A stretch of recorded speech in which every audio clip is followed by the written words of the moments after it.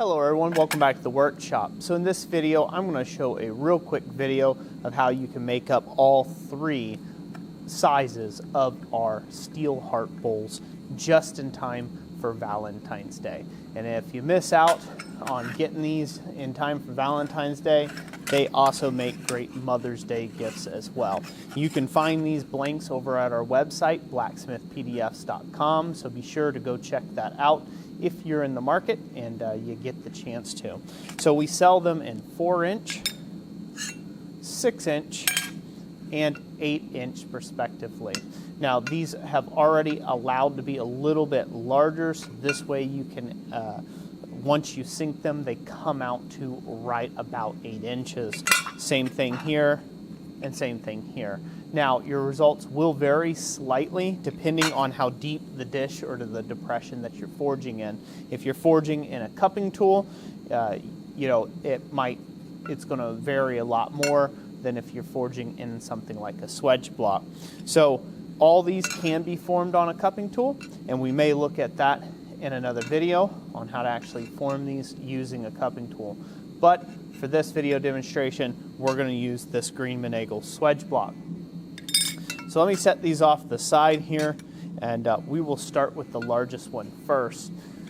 So the measurements of this blank is about 8, just a fuzzing over 8 inches wide, like 1/8 and 1/16, and by about 8 and 1/16. So it's like an 8 by 8 from the heart, from the top of the heart to the base of the heart, and from the width as well. So we'll go ahead and forge on this now. Get this hot. I like using a pair of, these are my favorite type of tongs to use with flat plate steel. They have a small short nib with long handle reins. They really bite and grip plate really nicely for jobs like this. So if you've got a pair of tongs like that, that will work nicely. But you could also do this with some bison grips or whatever type of tongs you have. So we'll get this in the fire, and I'll be back with you once it's hot. Okay, the piece of metal is about all the way heated up, but real quick, let's talk about hammers. You can use a wooden mallet if you don't want to have any hammer marks on the bowl later. This is suggested if you're going to be polishing out the bowl in some way, if you don't have a texture or something like that in the bowl. Otherwise, you can use a hammer that has a really nice domed face to it. That would be preferred to actually do this type of work with on this steel bowl. The thing you want to avoid is anything with a sharp face. You don't want to have a sharp circular face, as this will leave a bunch of little half moon depressions and really bad hammer marks that you can't get out later with a grinder. So keep that in mind. In this particular case, I'm going to go ahead and use the wooden mallet for this bowl. So we'll pull this out. It's nice and hot. We're going to hold it by the tip of the heart. Make sure our bowl's clean. I'm going to hammer that end in first. Hammer that end in second. And then we'll put the rest of the tip down in there. And I'll beat that into the depression as well. And then all we're doing with this is simply working around and making sure all parts of this steel bowl, or dish if you will, makes contact with the bottom of the swedge block. I'll brush that out real quick. It's good to do that from time to time to make sure that scale doesn't build up in the bottom of the bowl.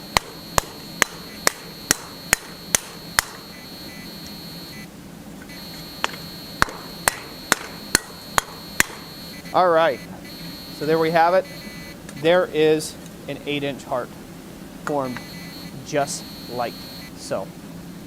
Pretty simple. Now, you can clean this up however you like. I usually like to polish the edges, wire wheel and polish the edges.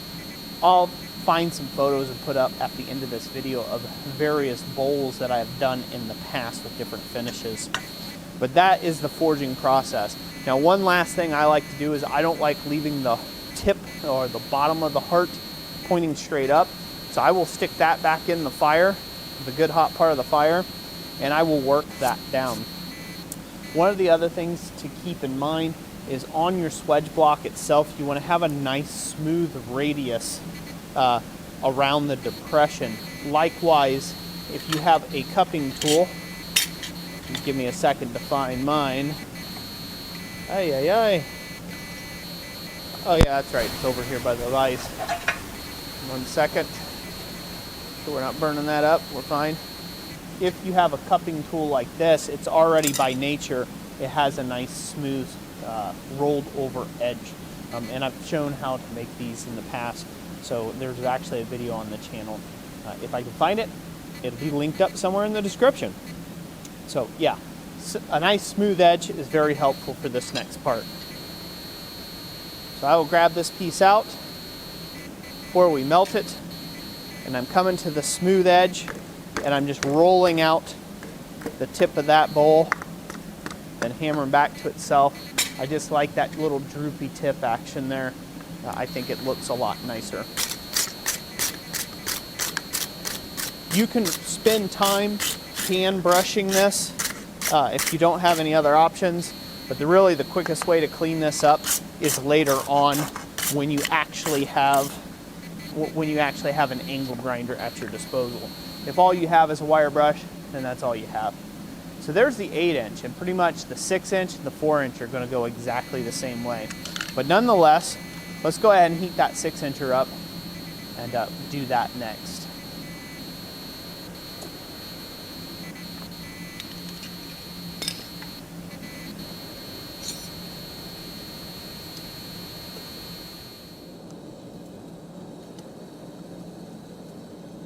Okie doke. Just like before, we're going to make sure our swedge block's clean. We're going to go in. This time, this is small enough to almost completely go in, so we're just going to hammer it like that to begin with. Put both lobes in at the same time, and then the bottom of the heart. Make sure it touches all the way down, around.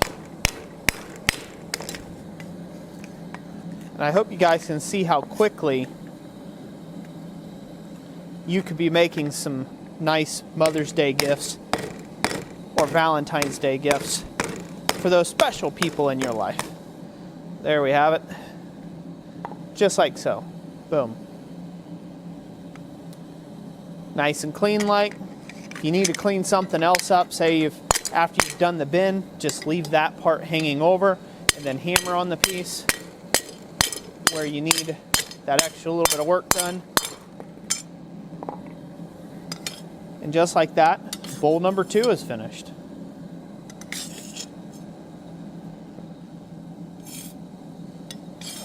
If I can get it out. That's one of the hardest parts. That cleaned up, and so there you have it. So there's bowl number 2. That's the 6-inch heart bowl. Again, all these go about the same. There's the 6-inch. Again, the 8-inch is just a lot bigger version of it, but all the processes are basically the same. Now, what I'll do is I'll set these off the side. Let's stick the 4-inch heart bowl in the fire. And instead, let's actually use the cupping tool that I showed earlier, and we'll form this in the cupping tool. Just like with the 6 and the 8-inch heart, all the bowls will be shaped exactly the same, no matter how big they are, in a cupping tool, just like they were in the swedge block. So hopefully that makes sense to you. So let's go ahead and stick that in the fire, get it nice and hot and heat it up, and I will be back up with you as soon as we're over at the vise.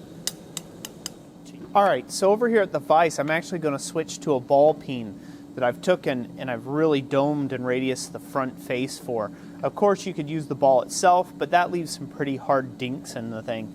I like using a little bit softer. Really, the only prerequisite is that your hammer fits inside this diameter here, because we're not trying to hammer on the edge, we're trying to hit the center of this. If you got a big hammer, obviously you can't hit the center. So let me go ahead and grab this out of the fire. Nice and hot like. And just like before, we're going to work the lobes first and foremost.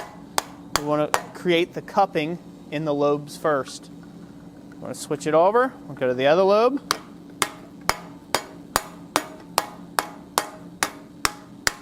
to the middle, and then hammer down in the center. And then all we're doing is just rotating this in the cupping tool. Keep it nice and even. That's the key. We want all this to be nice and even.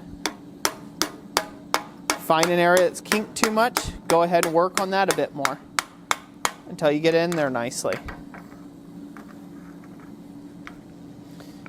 Now obviously this 4-inch dish is not 4 inches anymore, and the main reason why it's not a 4-inch heart anymore is because I have cupped this now deeper than what my swedge block would have. It would have been a lot shallower of a dish had I not used this deep of a depression. So since I've sunk it down more than what the other dish in my regular swedge block would have done, I've added depth, but I've taken away from the width. So hopefully that makes sense. So this is fine to do for a candy dish or a little ring dish. This is actually a perfect use for this type blank, for this small of a blank, is to do that. But there you go. And there's the 4-incher. That's all done. Again, you can find these blanks over at my website, blacksmithpdfs.com. I suggest you go check that link out in the description if you're interested in getting some of these for Mother's Day or Valentine's Day, which are both right around the corner. And of course, I greatly appreciate that. They're all cut here in-house, here at the forge, and they go to help supporting the channel, buying video equipment, things like that, and feeding my wife and kids, you know. Got to do that too from time to time. But anyways, at any rate, even if you don't go out and buy blanks, I hope that just this little demonstration can show you how quickly a pre-cut form that you've cut out could just be made very quickly into a product.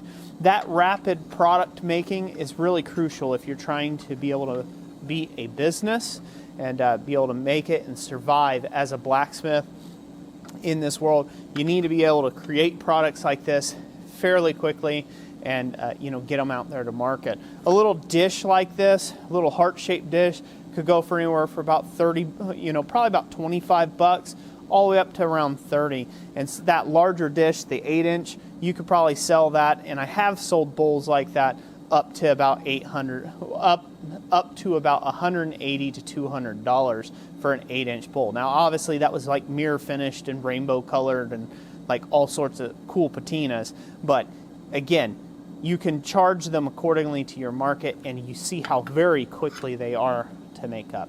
So that's it for today. God bless each and every last one of you. Thank you to all the channel members who make content on this channel possible. You gentlemen are awesome. And as always, God bless you. We will catch you on the next one. Thanks for watching.